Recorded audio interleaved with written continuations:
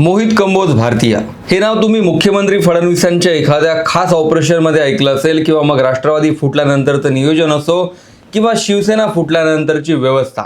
मोहित कंबोज भारतीय हे महाराष्ट्र भाजपसाठी कायम गो टू पर्सन होते. पण गेल्या काही महिन्यात मोहित कंबोज यांनी स्वतःला राजकारणापासून दूर केलं आणि त्यांची जी ओळख होती त्या बिझनेसमॅन या ओळखीवरच काम सुरू केलं. लोक म्हणायला लागले की मोहित कंबोज यांनी राजकारणात येऊन पैसा कमावला.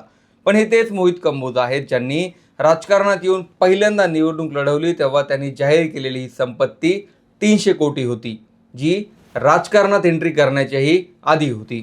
ठाकरेंसोबतचं वैर असो किंवा देवेंद्र फडणवीसांचा खास माणूस, मोहित कंबोज यांनी स्वतःचा ट्रॅक पूर्णपणे बदललाय. आणि या आठवड्यात त्यांनी दिलेलं एक भाषण असं व्हायरल होतंय ज्यात त्यांची एक कॉर्पोरेट लीडर ही प्रतिमा दिसतीये. मोहित कंबोज हे देशातल्या अंबानी अदानी यांच्यापासून ते कुमार मंगलम बिर्ला यांच्यापर्यंत प्रत्येक उद्योगपतीसोबत काम करतायत. पण त्यांची स्टोरी नेमकी कशी सुरू होते आणि मोहित कंबोज हे अचानक पुन्हा एकदा चर्चेत येण्याचं कारण काय आहे तेच मी या व्हिडिओत सांगणार आहे. नमस्कार, मी विशाल, तुम्ही पाहताय story.com. ही स्टोरी साधारण साल 2002 पासून सुरू होते. मूळ अमृतसरमध्ये जन्मलेले मोहित कंबोज हे वाराणसीत लहानाचे मोठे झाले आणि उच्च शिक्षणासाठी मुंबईत आले. मुंबईच्या व्यवसायात एंट्री केली तेव्हा ते साधारणपणे एक आउटसायडर मानले जायचे. बुलियन ट्रेडर म्हणजे सोने चांदी व्यावसायिक अशी त्यांची ओळख होती. पण यानंतर मोहित कंबोज यांनी मुंबईतल्या रहिवासी इमारती पुनर्विकास प्रकल्प जे अनेकदा अडचणीचे असायचे त्यावर काम सुरू करायला सुरुवात केली. बुलियन मार्केटमध्ये मोहित कंबोज यांना नेतृत्व करण्याची संधी भेटलीच होती आणि पुढे त्यांनी केव्हीजे समूहाच्या माध्यमातून रिअल इस्टेटमध्ये एंट्री केली. व्यवसायात पाय रोवलेले मोहित कंबोज भाजपचे दिवंगत नेते गोपीनाथ मुंडे यांच्या संपर्कात आले आणि त्यांची राजकीय एंट्री झाली. मोहित कंबोज हे 2012ला वयाच्या 28व्या वर्षी इंडियन बुलियन अँड ज्वेलर्स असोसिएशनचे सर्वात तरुण अध्यक्ष ठरले होते आणि पुढच्या 2च वर्षात ते राजकारणातलंही एक महत्त्वाचं केंद्र बनणार होते. मोहित कंबोज हे खरं तर राजकारणात आले तेव्हा त्यांचा पक्ष ना राज्यात सत्तेत होता ना केंद्रात. 2014ला मोहित कंबोज यांनी पहिली निवडणूक लढवली तेव्हा त्यांनी शपथपत्रात दाखवलेली संपत्ती ही 300 कोटी होती. राजकारणात फक्त आपण गोपीनाथ मुंडेंमुळे आलो असं ते एका मुलाखतीत म्हणाले होते. पण गोपीनाथ मुंडे यांच्या निधनानंतर ते देवेंद्र फडणवीसांचे खास बनले, कारण दोघांनीही संघटनेत गोपीनाथ मुंडेंच्याच नेतृत्वात काम केलं होतं. कट्टर हिंदुत्ववादी असलेल्या मोहित कंबोज यांनी आपलं आडनाव भारतीय असं केलं आणि भारतीय हीच प्रत्येकाची ओळख असायला हवी असंही सांगितलं. राजकारणापासून दूर झाल्यानंतर 2025मध्ये ॲस्पेक्ट ग्लोबल व्हेंचर्सने कंबोज यांची मुख्य कार्यकारी अधिकारी म्हणजेच ग्रुप CEO म्हणून नियुक्ती जाहीर केली. या व्यवसायांचा विस्तार आता बुलियन, रिअल इस्टेट, क्रीडा, व्हेंचर कॅपिटल, हॉस्पिटॅलिटी, पायाभूत सुविधा, ऊर्जा, मनोरंजन आणि सामाजिक उपक्रमापर्यंत झाला आहे. कंपनीच्या रिअल इस्टेट प्रकल्पांची योजना महत्त्वाची असली तरी त्यातले बरेच प्रकल्प अजूनही चालू आहेत किंवा पाईपलाईनमध्ये आहेत.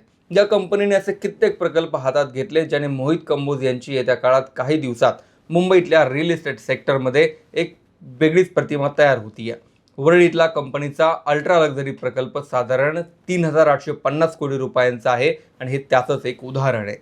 मोहित कंबोज यांच्या कंपनीचं म्हणणं आहे की एकत्रित जमिनीच्या आधारे आवश्यक भांडवल आणू शकतील अशा मोठ्या डेव्हलपरसोबत भागीदारी करण्याचा त्यांचा मानस आहे. ॲस्पेक्ट रिअल्टीने वांद्रे सांताक्रूज पट्ट्याला आपला व्यवसाय विकास धोरणाचा अत्यंत महत्त्वाचा भाग बनवलाय. या भागात 4 ते 5 दशकांपूर्वीच्या टाउन प्लॅनिंग योजना आहेत ज्यांना वाढत्या मालमत्ता किमतींच्या पार्श्वभूमीवर नूतनीकरणाची गरज आहे. अलीकडेच कंपनीने नव्या प्रकल्पांसाठी पश्चिम उपनगरातही अधिक लक्ष केंद्रित केलं आहे. मुंबईच्या पश्चिम उपनगरातील काही भागात ॲस्पेक्ट रिअल्टीची विस्तार रणनीती थेट जमीन एकत्रीकरणावर केंद्रित आहे. लिंकिंग रोड परिसरातील अनेक पुनर्विकास चर्चांमध्ये कंपनीने रहिवाशांना प्रचलित मानकांपेक्षा जास्त भरपाई देण्याची ऑफर दिली. शिवाय तात्पुरत्या निवासाबाबत लवचिकताही दाखवली. मोहित कंबोज यांची कंपनी मुंबईतली सर्वात मोठी लँड ॲग्रिगेटर बनली आहे. कंबोज यांनी झोपडपट्टी पुनर्वसन प्रकल्पावरही लक्ष केंद्रित केलंय. या क्षेत्रात निधी अभावी आणि प्रशासकीय अडचणींमुळे प्रकल्पांना अनेकदा विलंब होतो. वरळीतील शिवम झोपडपट्टी पुनर्वसन प्रकल्प जो जवळपास 17 वर्ष रखडला होता तो पुन्हा सुरू करण्यात ॲस्पेक्ट रिअल्टीला यश आलं. प्रकल्प ताब्यात घेतल्यानंतर कंपनीने प्रलंबित देणी फेडली आणि बांधकामाचा वेग वाढवला. प्रकल्प वेळापत्रकानुसार 2026च्या सुरुवातीपर्यंत 600 पेक्षा अधिक सुसज्ज घरे पात्र रहिवाशांना देण्यात येणार आहेत. पुनर्वसन घटकासोबतच शिवम प्रकल्पालगतच 57 मजली उच्च दर्जाचा निवासी प्रकल्प विकसित केला जातोय. मोहित कंबोज यांनी कंपनीची सूत्र हातात घेतल्यानंतर पहिल्याच संबोधनात एक व्हिजनरी लीडर म्हणून स्वतःला ज्या पद्धतीने प्रेझेंट केलंय ते त्यांच्या एम्प्लॉईजवरही छाप पाडणारं होतं. मोहित कंबोज यांनी कंपनीची सूत्र हातात घेतल्यानंतर पहिल्याच संबोधनात एक विजनरी लीडर म्हणून स्वतःला ज्या पद्धतीने प्रेझेंट केलाय, त्यातून राजकारणातले मोहित कंबोज आणि कॉर्पोरेटमधले विजनरी मोहित कंबोज हे पूर्णपणे वेगळे दिसत आहेत. मोहित कंबोज यांच्यासारखे उद्योगपती एकेकाळी भाजपची ताकद होते आणि आजही भाजपात त्यांचं महत्त्व अबाधित आहे. 2014ला दिंडोशीमधून पराभूत झालेल्या मोहित कंबोज यांनी पुढे देवेंद्र फडणवीसांना प्रत्येक मोहिमेत साथ तर दिली, पण गेल्या वर्षीपासून स्वतःला राजकारणापासून दूर ठेवून मुंबईतल्या पुनर्विकास प्रकल्पांमध्ये स्वतःला गुंतवून तर घेतलाय. शिवाय कंपनीचे जवळपास 17 व्हेंचर्स सुरू आहेत. ज्या मोहित कंबोज यांना एकेकाळी आउटसायडर म्हटलं जायचं, तेच मोहित कंबोज आज मुंबईकरांना हक्काची घरं स्वस्तात बांधून देत आहेत.